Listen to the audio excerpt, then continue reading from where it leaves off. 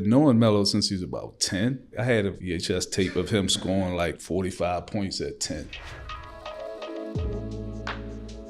What's up, everybody, and welcome to another Boardroom Out of Office. And today, I'm sitting here with somebody who, if you are in the industry, you know well, but if you are a consumer or a fan of the industry, you may not know well, and that has been by design. Please welcome to the show, my friend, Mr. Bay Frazier.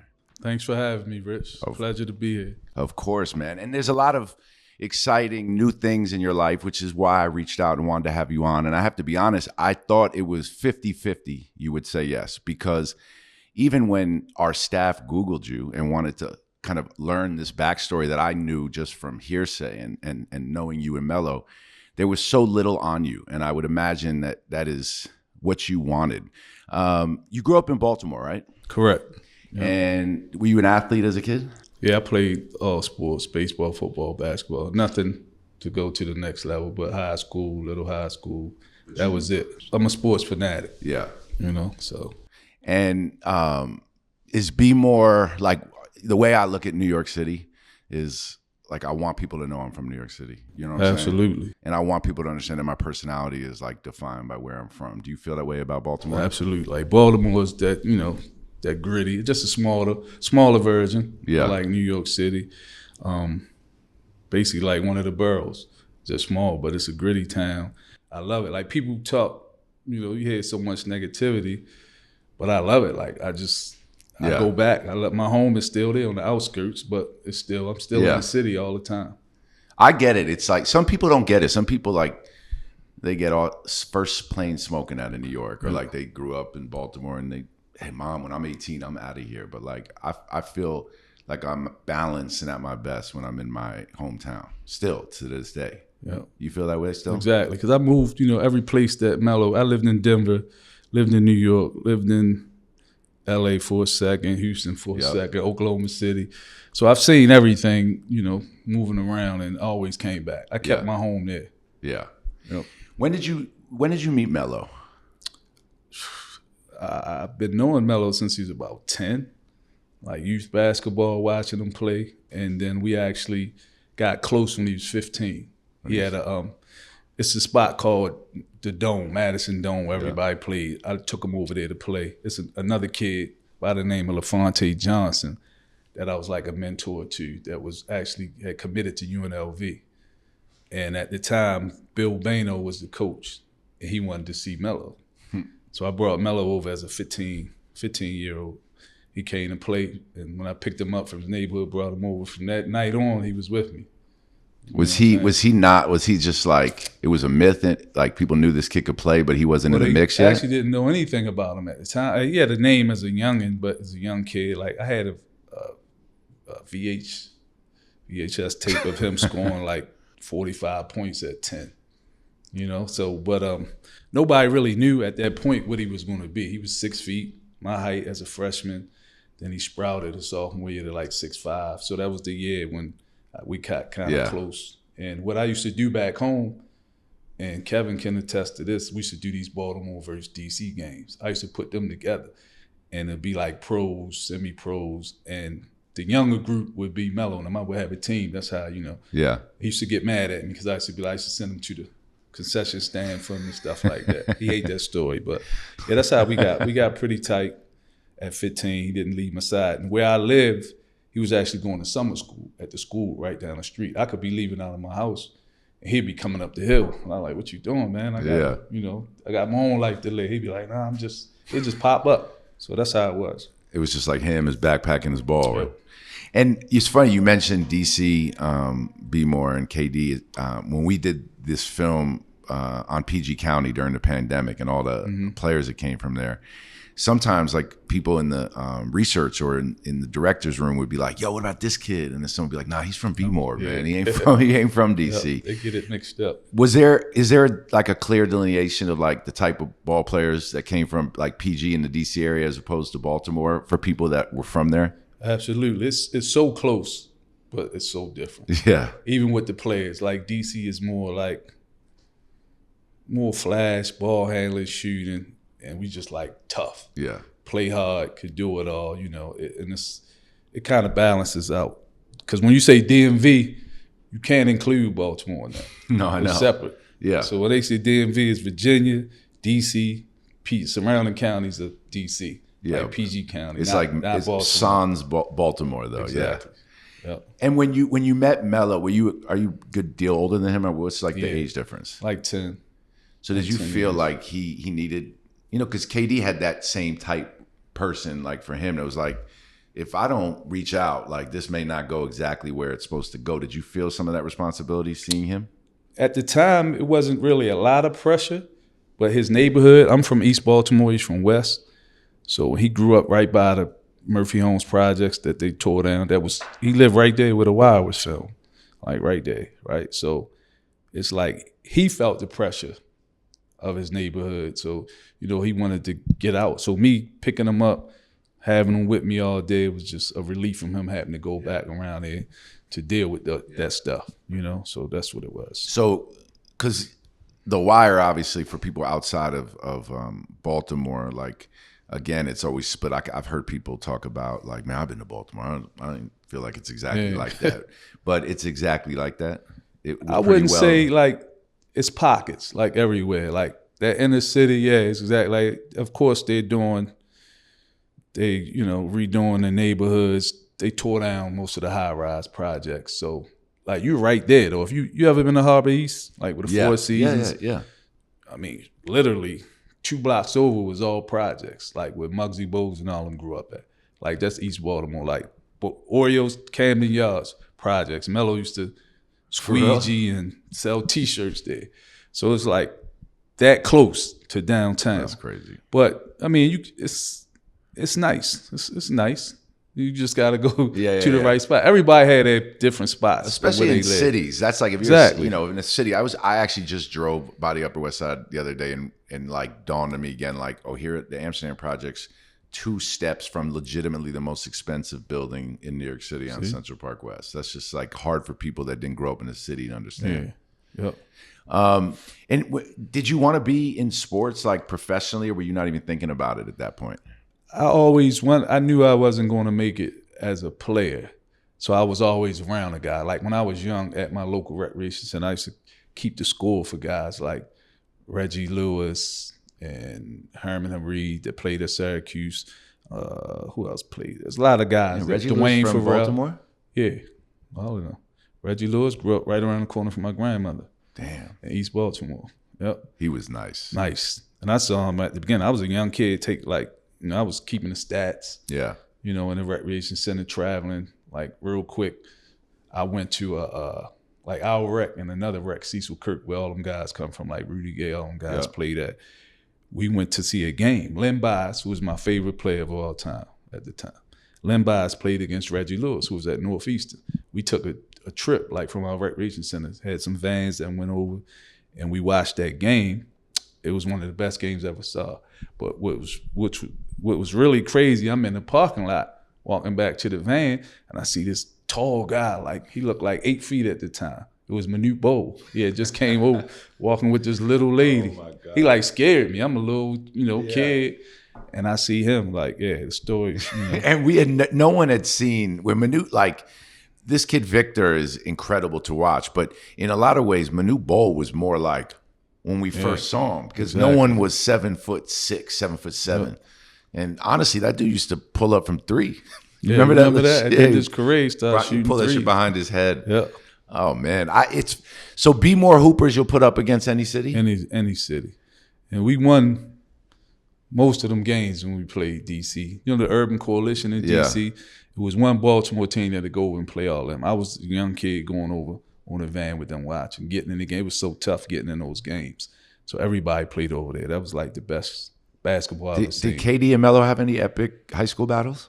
No, they like 4 years apart. Yeah. So KD came after. But I talked to KD a couple times. Like he came over and played in a couple places. He would give you a story, like when he came over, he almost ripped the door down. He went to St. Francis Academy. Like that big game that I did in Baltimore during the lockout with KD, Bron. Yeah.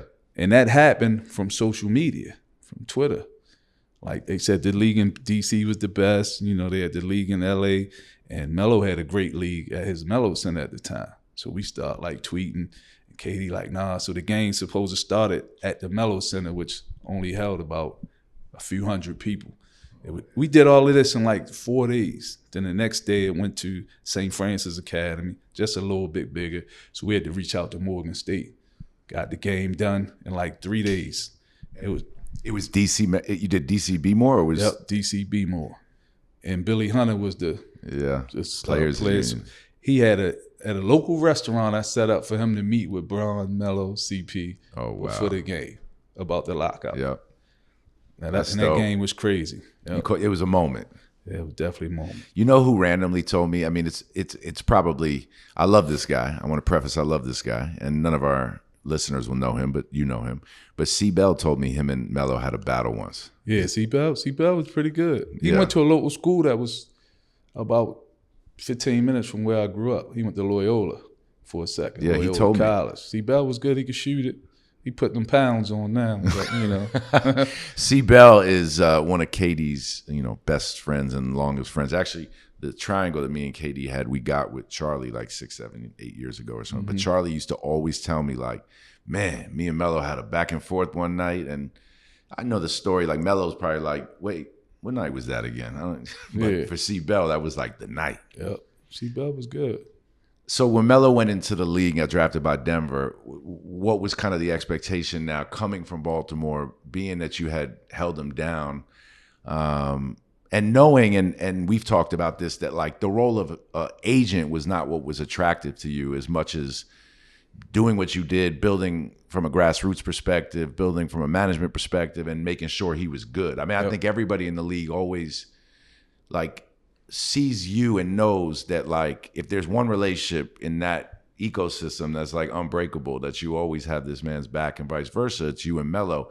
Was that all the expectation was when he went pro, or did you feel like, all right, cool, what are we doing now? Like, what are we building? Yeah, I kind of, loyalty is our biggest gift amongst both of us. Like nothing can break us up. We're loyal to each other. But going into the draft, like I prepared. At that moment, I didn't really know what was going to happen. Like, coaches just started coming up to me like, you the guy. Like, we need to talk to you. Started with Troy Weave at Syracuse. So, I kind of fell into that position. He wanted me to handle these things for him. I had experience because my peers were like Michael Lloyd, McDonald's All-American, Keith Booth, Dante Bright. Those guys that, around my age that I used to hang with, they were my boys. And I met Bill Duffy, because he was Michael Lloyd's agent back then. And I didn't really know too much about the business. So I actually got a job at a law firm through a guy, a guy named Mike Anderson. He played at Maryland. He played football and basketball. He had a leukemia. Remember leukemia? I know he is. Yep. So he introduced me to my attorney at the time, and I started working there. Like, learning the business, putting this whole thing together. Like, I created Melo Enterprises, which I'm a part of, and Frazier Management. Built those out, had them up and running right before the draft. Like everything prepared, and I had a relationship with Bill Duffy. So I remember going to Duff, they had the All-Star game in D.C. Yao Ming was coming over. I'm trying to tell Duff about Melo. Oh, about Melo. But he's the only thing he worried about is, is Yao Ming coming over. And, that was about right. He was right, but he should have paid attention to Melo too. Nobody really knew at the time, but Sonny Vaccaro, and I got to mention his name, he was an inspiration because he helped me along the way. That's with amazing. All of this. Did you see Air? Yeah, absolutely. So good. Great. Yeah, because Sonny was my guy. He kind of helped me along the way and put me in certain positions. It's all about relationships, so meeting certain people. And I kind of piggybacked that on, built it out. So I never wanted to be an agent, like I said, and me being his manager, making sure things. He was young. His mom wanted me to be with him. You know what I mean? Yep. So, and at the time, I only had a son. So that was big. Yeah. And Melo and him, he was along the ride with us as well. And you were like, I'm taking this journey.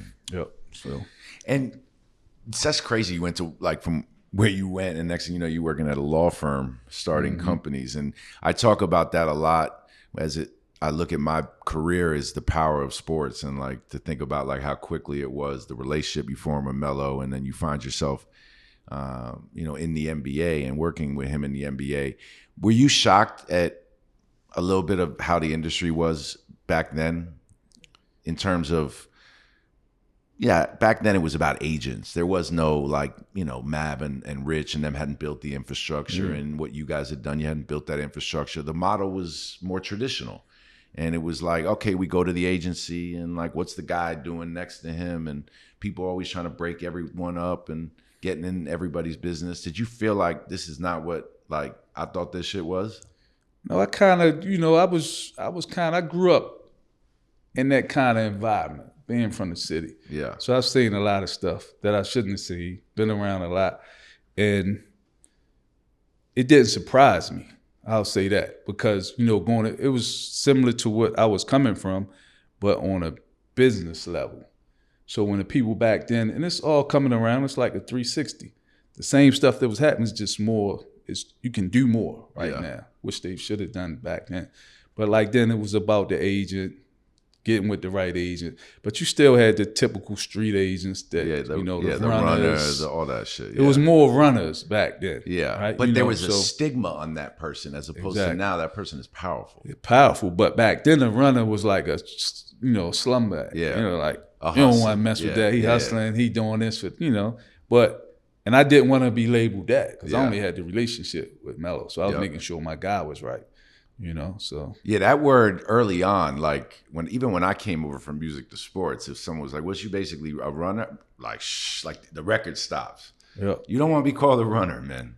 Absolutely. And now, though, I understand. Now I understand that role is actually like powerful because there's like a true disconnect, and that's why these new models have been created because athletes are too smart. They're too astute as businessmen and women when they're coming into the league because of relationships like you and Melo had when you're younger. You're getting game. And now with overtime elites and all these different options, these kids are so aware that then you come into the league and these agencies know that like, how are we really, some people can do it, but how do we really communicate and understand the athlete or understand where they've come from? And that role went from like runner to like an integral part I see in so many of these operations. And now is like a role that I feel like has to be groomed better. You know what I'm saying? Mm-hmm. I was even listening to Rich Paul on Rap Radar last week, and he was talking about like the guy next to the athlete and how important it is for that person to actually take that role as seriously as the athlete takes their role, hone their skill set, learn, be curious, ask questions.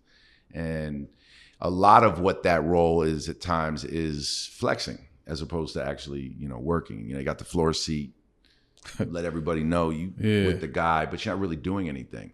You never did it that way. Like it always amazed me. Melo's been one of the most famous athletes in the world for the last 15, 20 years.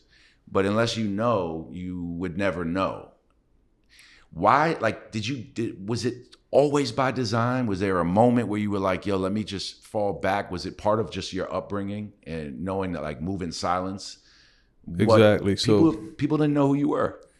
And I liked it like that, because where I came from, it was a stigma already. People, you hear the chirps and the whispers of certain things, even with the college recruiting. They'll label you something that you really, because they didn't know me. Yeah. So going into the business, I mean, just my demeanor. I'm a laid back guy.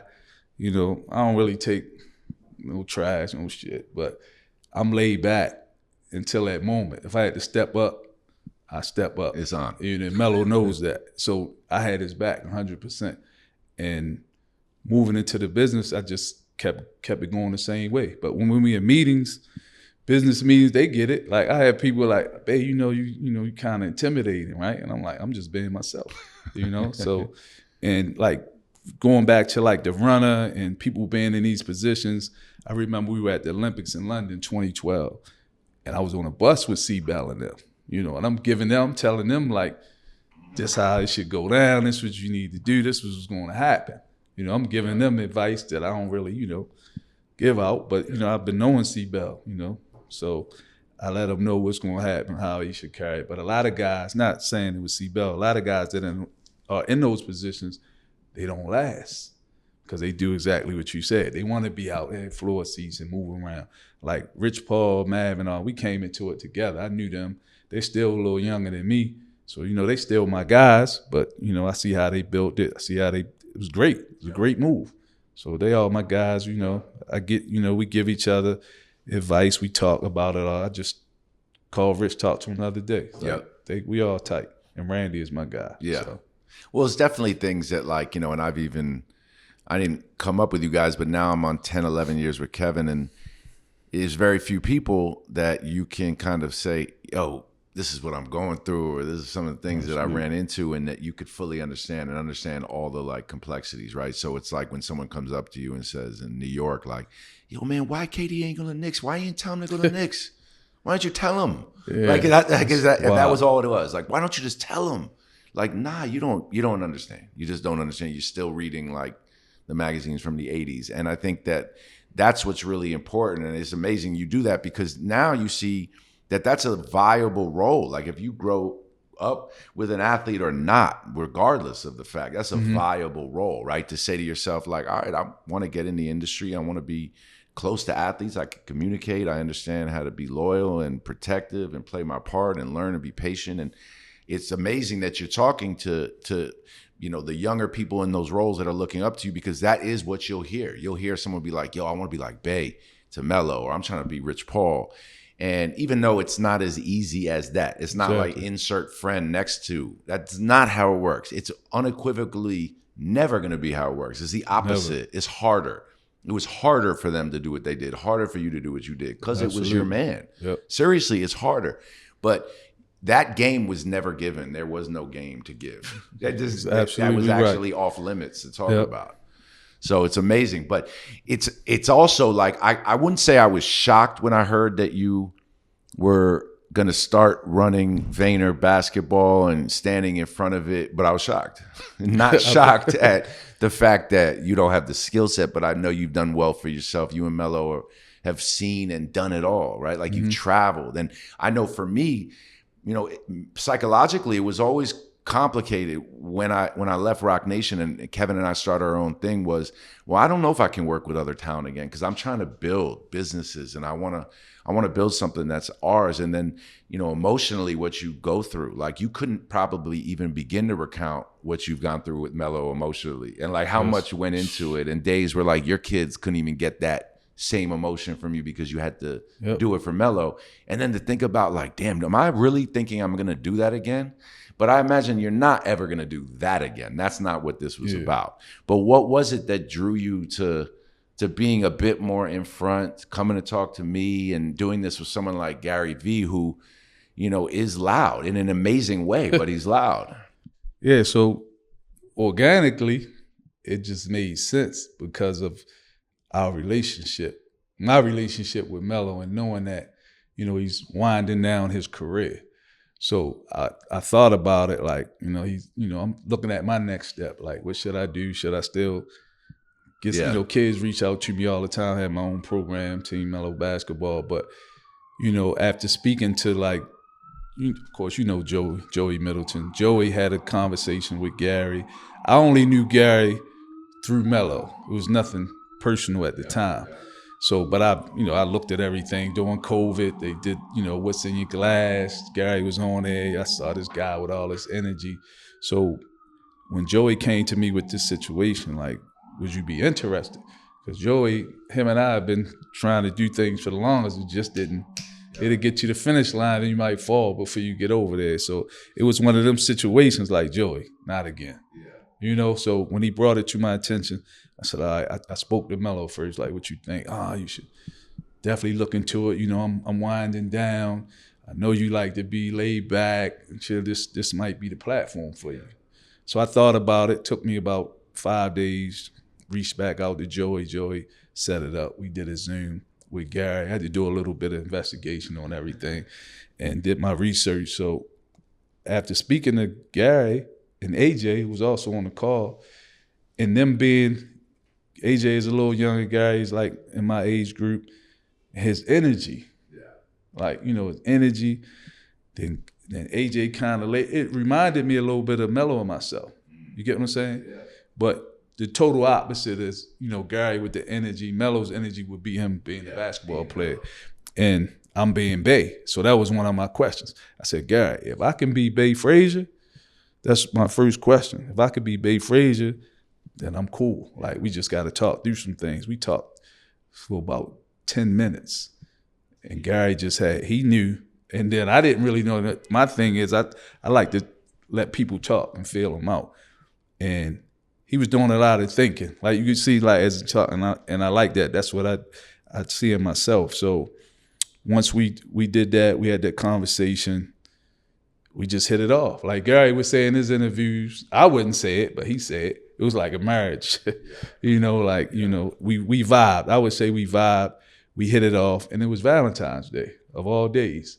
So February 14th is the day the first Zoom that we actually did. It went well. I got off the phone. I started making calls. Called Melo again. Called Asani. Spoke on everything. What should I do? Like, this platform, you need to get yourself out there, put your brand out there. Finally, been 20 years, man. You know how Melo. 20. What you doing? Like, come on. Yeah. So I was like, all right, let me. And that's the best feeling, right? Because even though that's your man, he's your little brother. Getting that, like, yo, go do that from him is powerful. I still look for it. I mean, I think that's like ultimately the difference in the characteristic between a manager and like an athlete is that, like, we are ultimately in the service industry, right? So when you go and get that validation, like when Melo says, like, nah, you got to do this. This is perfect for you. You still need that. That's that battery a little bit. Yep. And that situation with Gary and AJ, Greg Ginsky, they are co-CEOs. They had this thing about them, like, it's a lot of freedom. And freedom comes with Bay Frazier. I need that freedom. Yeah. I need to be myself. So AJ is here, Gary is all over the place. Greg is in Cali with a tan and surfer tie. He was on the beach. Like, the first time I talked to him, his background, I'm like, oh, okay. Yeah. You see the waves going up. Where are you? That's your speed. Yeah, so, I like that they were free in the way they worked. They did their work, and it was compelling to me. Like, I liked everything about it. And the platform. Like, I went to their office in Hudson Yards. I didn't know what I was walking into. Yeah, special. So I remember watching, like, Wolf on Wall Street, how crazy it was. I walked into the office like, what the hell is this? Everybody got computers up, all these companies. I was like, yeah, and the energy's loud. Energy's crazy. And Gary. The one probably little known fact is how much Gary actually knows about basketball. I mean, and I'm not talking about like knowing the players and the stats and being at games, because I'm talking about, like, people that are wired, they either get it. It's like if you can speak a language or you can't. Yep. And then there's levels even within speaking the language. But Gary knows basketball. And then you couple that with the platform and then the uniqueness of it, which is something that I loved, right? Which was that it would have been cool if you went to one of the bigger agencies. I still would have thought it was surprising and cool. But that to me was like, okay, this was thought. This was strategy. This is like a perfect balance of skill sets. Like, no one in that foursome can do what you do. And no one in that foursome can do what Gary does. And I know AJ too. I don't know Greg, but if he's on the beach running the agency, then I like his speed. Yeah. So those are always the best setups, right? If you went somewhere where you was just competing now with other agents looking to eat and Melo's winding down and your Melo's got, like, the narrative, which we talked about, could have not been the right energy going into this. And I would imagine for you, it's got to be good energy, period, or you're not doing it. Absolutely. It wouldn't have been organic. I had those opportunities years and years. I'm sure, to go. And I was involved in different companies, of course, because of Melo. But, I had those opportunities to do those things. It wouldn't have been right. During COVID was one experience that people don't know. I actually sat back and, like, you know what, I'm gonna start my own thing. Yeah. So I came up with a name, talked to a lawyer. Joey was on hand again, and I put it out there, and the response I got was great. Yep. But the financial piece, you don't understand how much you gotta build. But I was going full throttle, like football, baseball, and basketball, not just trying to start basketball. You was just going I after went with everything. And then when I reached out to certain people, they were with it. Like, I'm with you. Like, if we could do this, I met with baseball agents that had clients, football guy had clients. Basketball, of course, was my thing. I got people, I ain't gonna say name, but I can't even speak on that. Like, certifications of the NBA, and people kind of, once they get to a certain point, they think they're bigger than what they are. Yeah. Now, you gotta tell a person, like, it kind of blew me. So I kind of fell back. Like, they wanted to thought they were more important. Like, you can't get in these doors. You don't know these people. All right, you're an attorney. Now you're an agent. But what? Yeah. Who do you know? Exactly. Like, nobody's going with you. So I just kind of fell back. Another opportunity came to me. So I just let it go. You know, it was kind of tough because it was COVID. But I got a lot done during COVID just by Zooms and phone calls. Oh, yeah.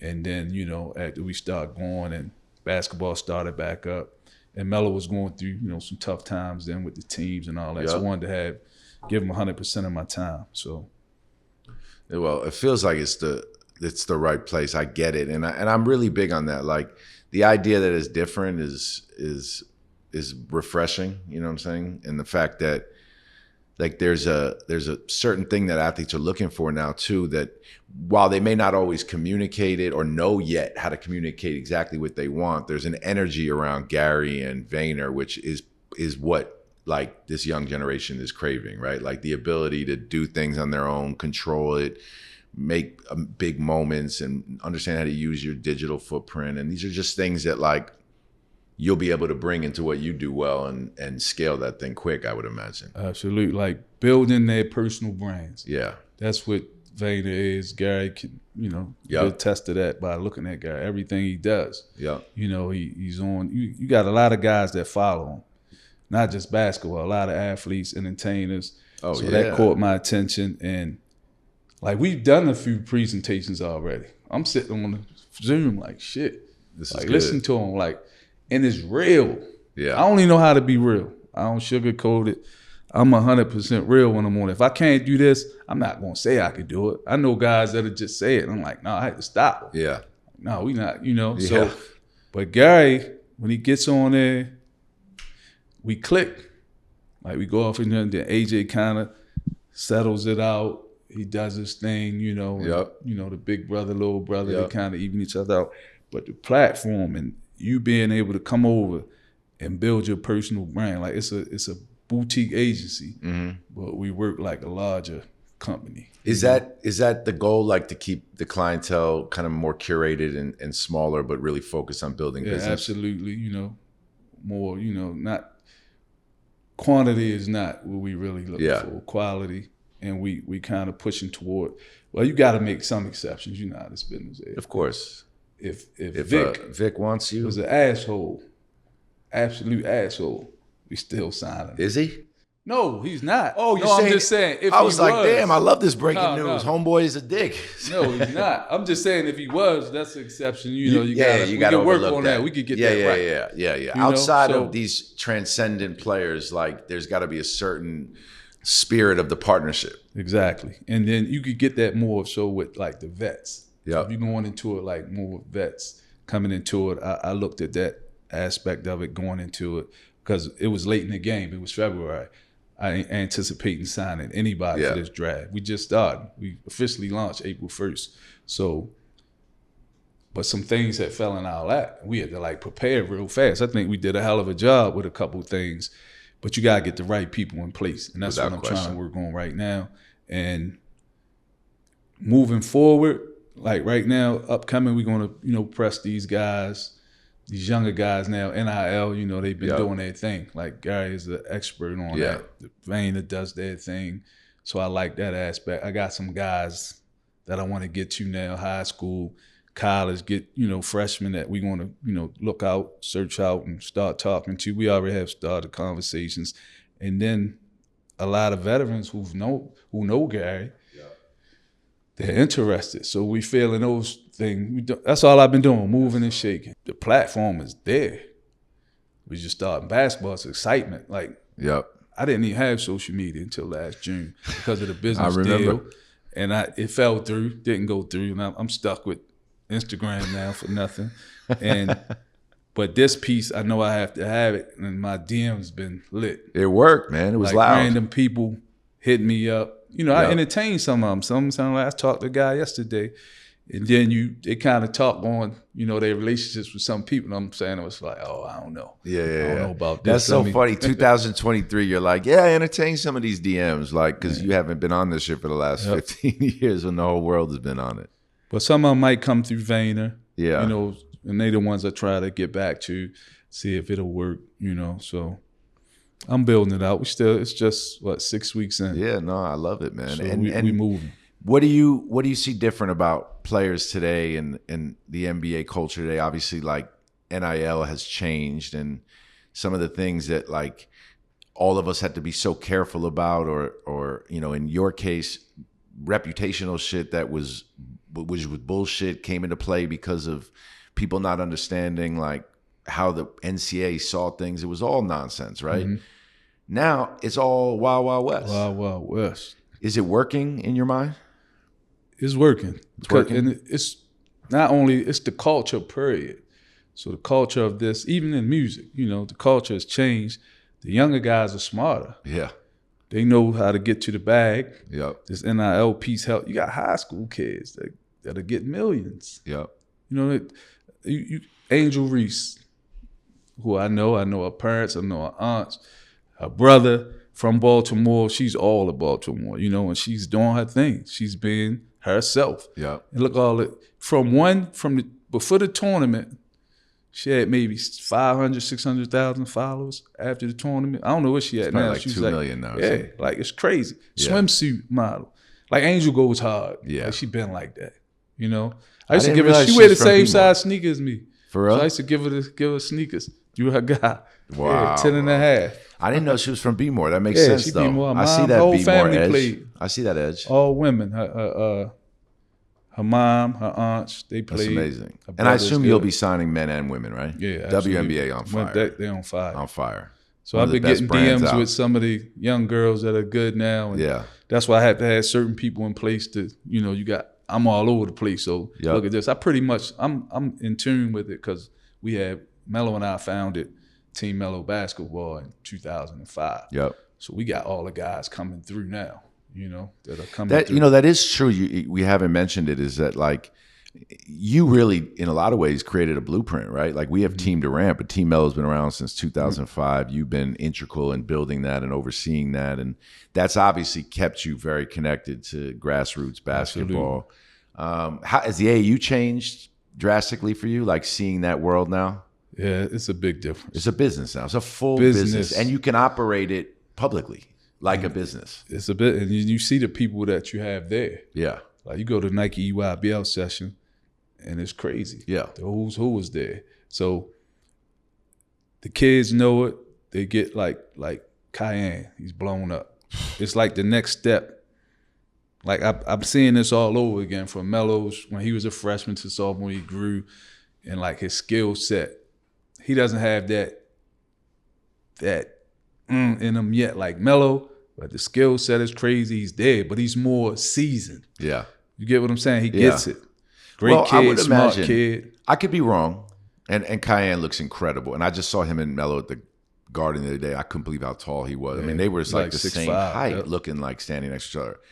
But there's a certain edge in that like thing, which is a lot of where you also came from, right? Yep. Like in a lot of that, I would imagine that a lot of NBA kids have different pressures going in. There's a lot of pressure, like the pressure on him and the amount of focus and attention. That's something that no one could even understand. That's like reserved for like Bronny, Bryce, Cayenne, and like D Wade's kids, right? Yep. But at the same time, like some of Melo's in here is He has that. No, he has that in him. I'm just saying it's different. Like you said, like Melo had nothing. Yeah. You get what I'm saying? I was there when Kai was born.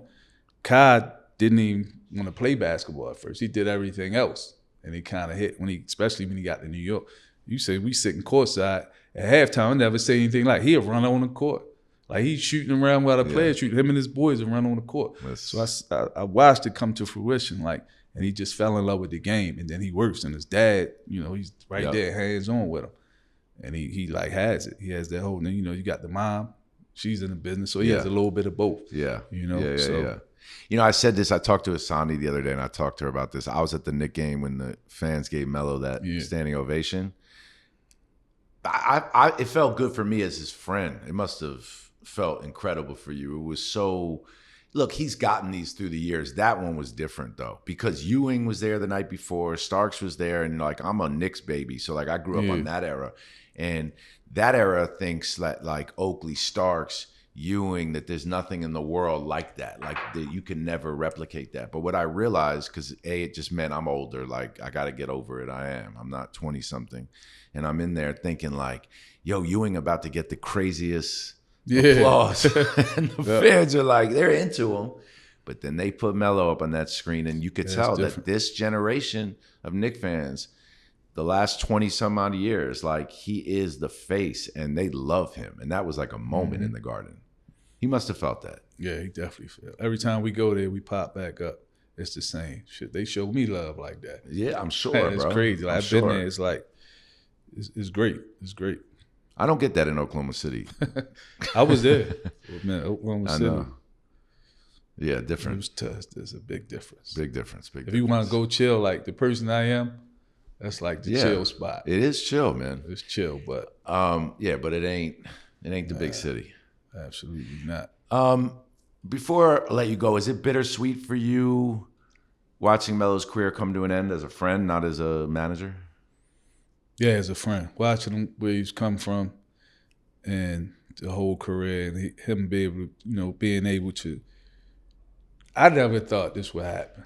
To be honest, I saw how he was just good, just so gifted, but all the things that happened, we kind of grew up together in the business. Even though I'm older than him, but we had to learn certain things. Like he still was a kid. Like at the end of the day, at this rookie year, I let him be with his boys. I'm gonna fall back a little bit, be with my family. Yeah.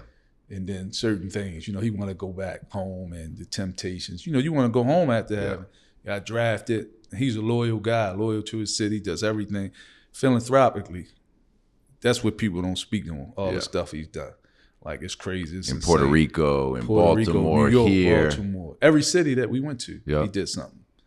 Oklahoma City, Houston a short time, like feed the children, toys for school, tools for teachers. Yep. Everything's done. You guys have, I will say all of you, I mean, Asani's done such an incredible job in the work that they do. And I just respect it. You guys, move at your own speed. And it reminds me of like when I was coming up in the music industry, when people was telling you to move in silence. Like that's how you're supposed to move. Like you're not supposed to be screaming about your shit. But I'm glad that you're getting out there.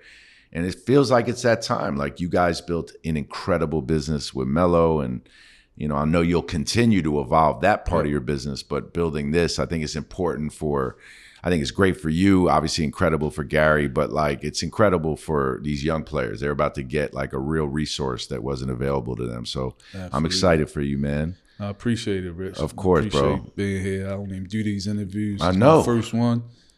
It only did it, our relationship. I turned down a lot. That, man. So I know you do. I appreciate it, man. Thanks for having me. Thank you, bro. Go to boardroom.tv. Thanks for tuning in. Bay Frazier, VaynerBasketball. See y'all soon. Thank you, everybody.